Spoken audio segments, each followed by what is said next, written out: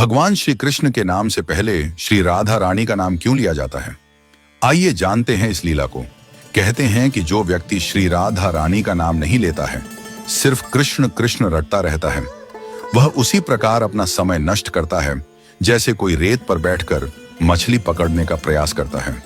श्रीमद् भागवत नामक ग्रंथ में उल्लेख मिलता है कि जो भक्त श्री राधा का नाम लेता है, भगवान श्री कृष्ण सिर्फ उसी की पुकार सुनते हैं। इसीलिए कृष्ण को पुकारना है तो राधा को पहले बुलाओ। जहां श्री राधा होंगी वहां कृष्ण खुद ही चले आएंगे।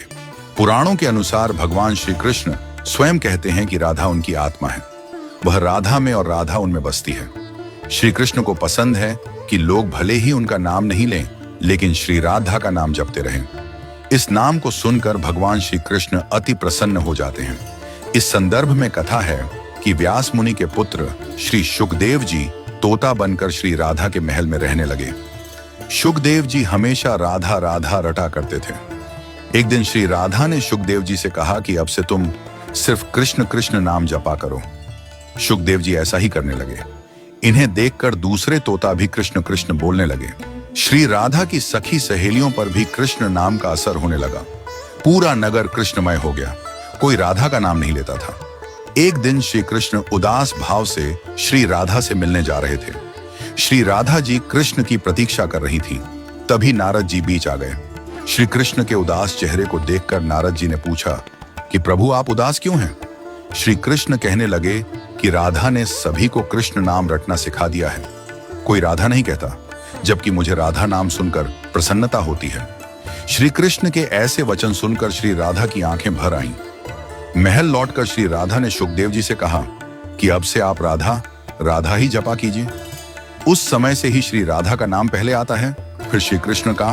क्या आपको पता है कि भगवान श्री कृष्ण ने अपनी कन्नी उंगली पर ही गोवर्धन पर्वत को क्यों उठाया था?